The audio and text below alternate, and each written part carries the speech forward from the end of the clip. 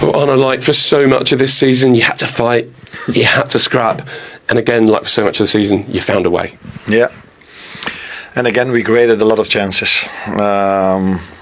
Maybe this time even more than normally. And normally we're a bit better if we create chances that we score goals. But today it took us a long time. And of course, a great moment for Trent. After working so hard to come back, being able to be with the squad and then come in and make the goal that makes a lot of difference is very special for him. At the start of the game, I think Salah hit both posts in the third minute. Did you go from thinking, it's kind of a matter of time till we score, to as the game wears on, is it going to happen today? No, I never felt it's not going to happen today because we kept creating chances. But you do know that if you play against a team that's almost relegated or very close to relegation, that it helps if you can kill the momentum immediately by scoring a goal. Hopefully find the second one immediately afterwards, and then it's normally an easy game for you. But if you don't score the first one and the stadium was sold out again because the league leaders come and they get a bit of momentum, they get a bit of belief for a result, then it gets more difficult and more difficult. That's why I was really happy and pleased with the second half where we created so many chances. Yeah, and I know it's not done yet, but when you're in this situation, does every victory feel like a huge moment? Does every victory feel like a big step? Yes, but it felt like big moments during the whole season. But of course, in the end, they seem to matter more because either you want to go to the Champions League if you are number 5 in the league, or if you're number 1 in the league, you want to stay in that position. You want to try to stay out of relegation. So in the end, it always feels that it's more important. But yeah, it was a good win, but with a lot of effort again. Why does this team always find a way, do you think? Because they just keep going. Mentally, they're really strong, and they just enjoy to play football. They enjoy to be out there trying to create, work very hard, not to concede. Because I don't think, apart from the first half where they hit the post, they've created a lot. Maybe in extra time, one shot over the quite high over the goal. So yeah, it's a bit of both. They enjoy playing football, and it always helps if you play for something special. Let's be honest. Great to be able to turn to a player of Trent's quality. How special a moment was that? I mean, every question about him this season has really been about the contract. But forget that for a second. How good is he? He's incredible. If he sets his mind to it. So I think if you play for such a long time at a club, there are always moments where you feel like, maybe again an away game where I've been so many times. But every time when moments really matter, so when he came in half an hour before the end against Newcastle, that's probably the best I've seen him play. And then against Paris Saint-Germain in the second half, where we really needed a goal, he stepped up. Unfortunately, he got injured in that game. And to know today, he knows when it matters most, he can just bring a bit more. And I think that is something only the top players have. And he has that definitely. And those top players, as you say, you want to keep them. So can you see a way that he stays? It's felt for a while like that's been set on a path different to Virgil's and Mo Salah's. But can you see a way that he's doing magic things for Liverpool again next year?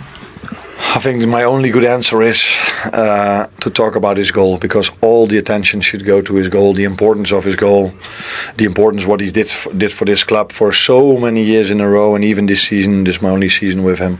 And for him scoring a goal like this, all the headlines should be about him scoring this goal and not about his contract situation. And again, all season long, you haven't wanted to dream, you haven't wanted to look too far ahead, but it's one game now. Yeah. It's one win. Is it harder and harder to hold back those dreams? No, it's never hard to dream, but I think it's also clear that you saw this today as well, that we are really focused on playing. The boys deserve to have a day off, and hopefully they're going to enjoy that. And then when we're back together, it's full focus on Tottenham.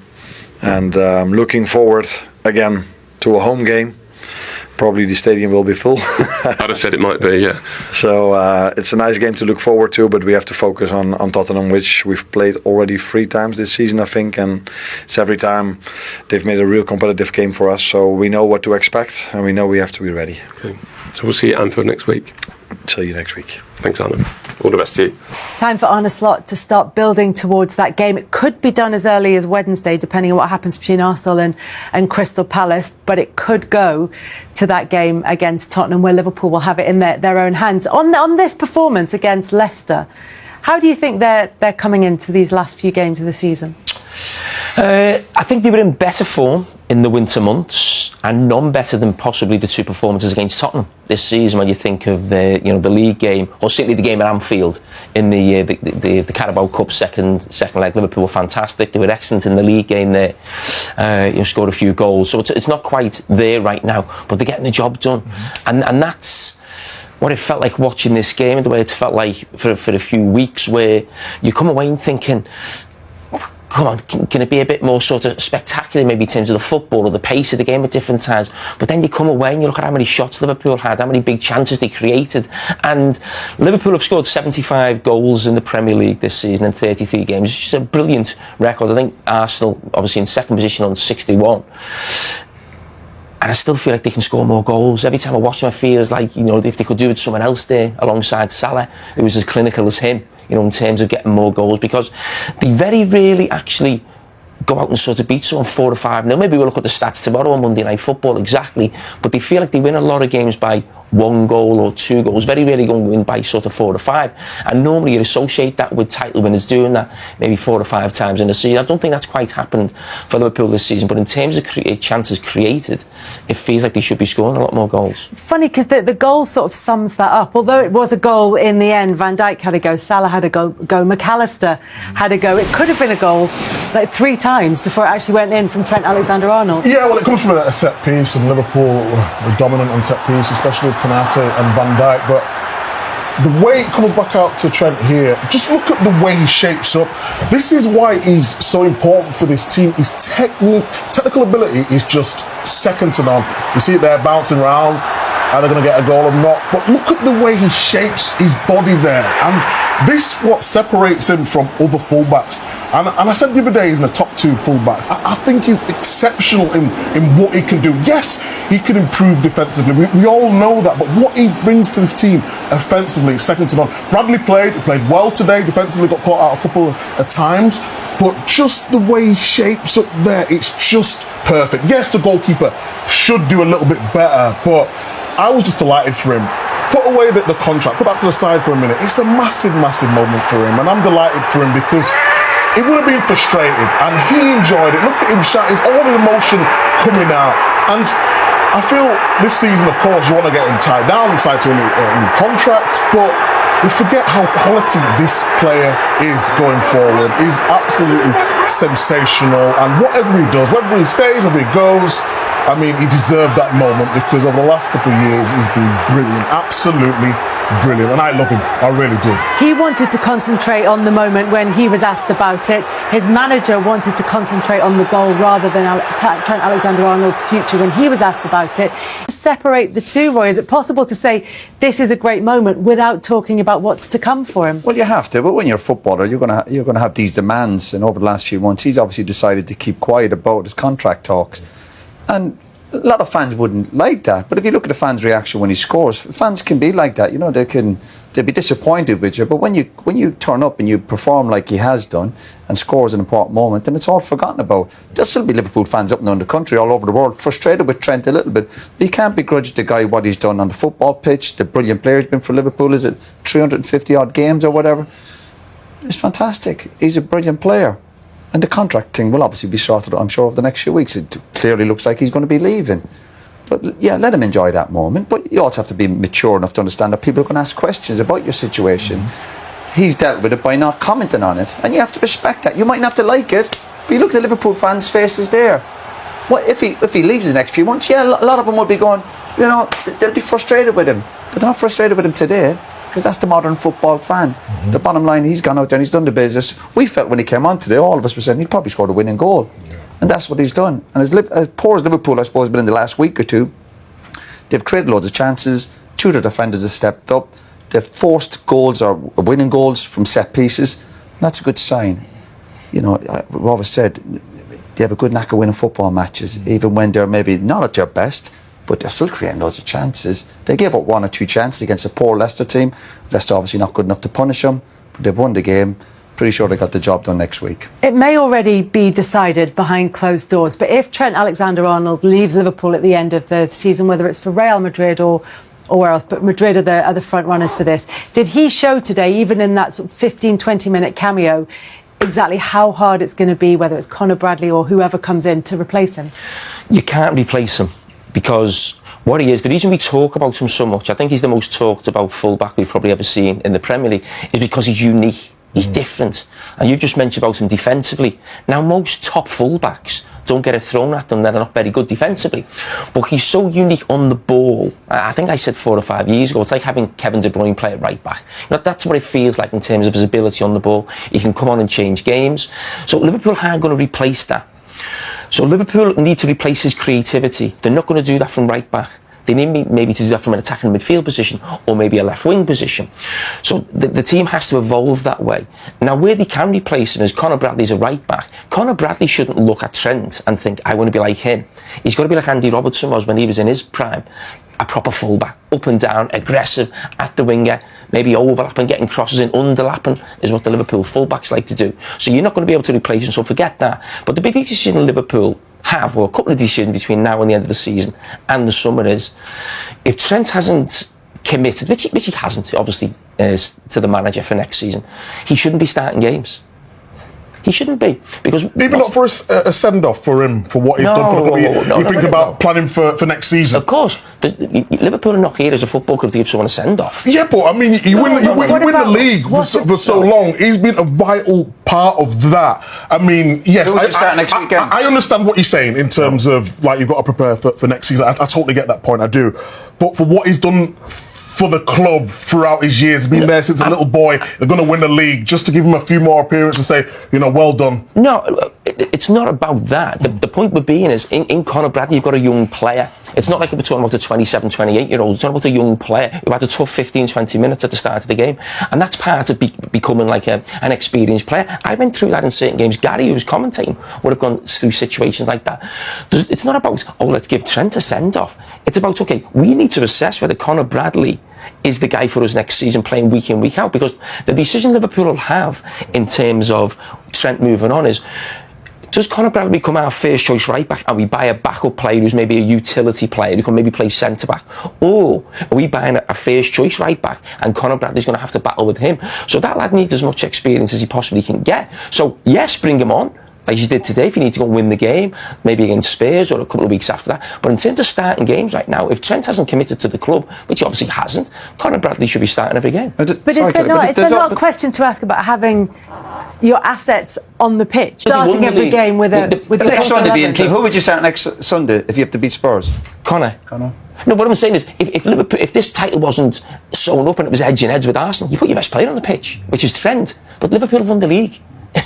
You know, have you seen enough in Bradley? Because I think he's good enough. If I think he's a really good player. Week in, week out. We still don't know. That's my point. That's why you have to give him his head now. Sort of 5 games to go. Start him in all these games. He'll have good games. He'll have bad games. He's a young defender. But give him that experience, and then you get to the summer and you make your decision what you do. It's amazing that we talk about Trent. Trent's a fantastic player. But as if the world's coming to an end if he leaves. If he does leave, you wish the lad well. He's done brilliant. He's been a good servant. He's been a brilliant player for Liverpool. But I'm pretty sure Liverpool will survive. Better players have left Liverpool than Trent. And Liverpool are doing okay. You have to also accept, supporters have to accept you're supporting the club. Obviously, you love your players, you love your idols, you love certain players like Dalglish and Rush and all these people. But when they leave, you just continue this. Exactly. Good players will come through. That's the name of the game. So, as brilliant as Trent is, Liverpool will be fine. And the point I want to make about that is, before this team got together, Steven Gerrard, alongside your dad, the 2 greatest players to ever play for the club, you know, we were in the team together. We didn't win the Premier League. The next manager won the Premier League and won everything with, you know, half of this team and other players who moved on. So the greatest player in Liverpool's history moved on. The next manager won the league and won everything. European Cup, World Club Cup. It just shows you the great clubs. As Roy said, he knows better than anyone the great club he played for. you'd be fine. So go next level, what, for them to push on or kick on next season, what do Liverpool need in your opinion? Say you was to lose a Trent. I think Liverpool need 5 or 6 players. I do. Not That necessarily. much? Yeah, I do. I think they need a lot more pace in the team. I think every area of the team could be looked at in terms of 2 defenders, 2 midfield players and 2 attackers. Yeah. I think it'd be good for the manager, the Liverpool manager. Watch the strong teams always done over the years. Chelsea, United, go back to Liverpool in the 80s when they were doing really well. They'd also then make a statement this summer. I know about these couple of lads signing deals, which is fantastic, but they'd also go out and buy 1 or 2 or 3 top players, and everyone go, "Oh, hey, you send a message to everybody that we might have won the league, but we're not relaxing with this." You send that message, and if Liverpool go out and get 1 or 2 world-class players, you're also putting a marker down to the other teams to say, "Listen, we're hopefully here to stay for a few more years, competing at the top." Because the point to be made is, since they rejigged the board at Liverpool and since they brought in new decision makers in Richard Hughes and Michael Edwards has come back into the club, hasn't been very active in the transfer market, if at all. No, so that means there should be plenty to spend this summer. But Liverpool aren't a club who'll just, to pacify the supporters, we're going to buy lots of players, something that Chelsea have been doing for the last years, and Manchester United. I mean, look at the state those 2 clubs are in. It's about being brave, which they were really brave. When does a manager ever come to a football club, a new manager, and not really sign anyone for the first team or bring players he knows from his former club? It's unheard of. And they held the nerve, and they get criticised from Liverpool fans, and I get criticised as being an FSG stooge. I don't know. Are you? No. But the point I'm making, you have to admire the nerve and what it takes to actually stay strong and say, no, we're not going to panic, we're going to wait for the right moment, and we're going to deliver. And that's what they've done for the last sort of 6 or 7 years, and hence why they've been so successful. Do you think they'll do it this summer, Jamie? Do you think they've got 2 lined up? Liverpool aren't a club who have a big summer every season. I think Liverpool will have a real go, and then for the next couple of summers it'll be okay, we've got this team now, and then they'll go again. And I think history shows that even when Jurgen Klopp was manager, I think this summer is the right time to do it. Arne Slotter's assessed the squad. It's not his squad, it's Jurgen Klopp's, and he's got a little bit more out of it than the previous manager did last season, but he'll want to put his stamp on it this summer. And he's taken them. Well played. Trent, you have been a great Liverpool player. Was that one of your best moments in the red shirt? For sure. I think I've had some good moments in the stadium, to be honest. Scored a few goals here, but no, I think being so close to winning the title now, I think my first game back from injury as well, it was an important game for me. I was excited to be back. I put in a lot of hard work over the last few weeks to get back fit, and I'm eager to play, and I was happy to contribute with the goal. It was a big one.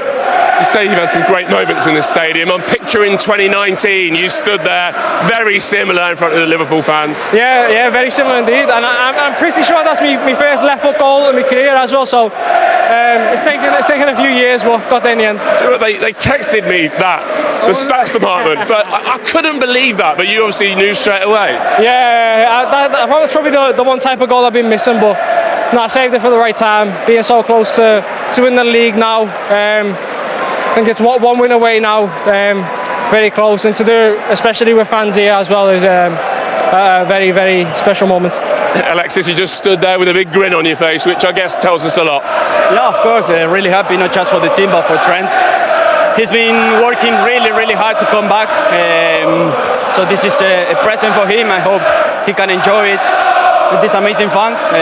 I'm pretty sure he deserves it. What did it mean to have, a couple of moments actually with the Liverpool fans as you charged towards them when you scored? And I just noticed at the end there, I think it's Virgil just shoved you forward to take the applause. Yeah, of course. I think he's pushed me to the front to soak it in, get up close and personal.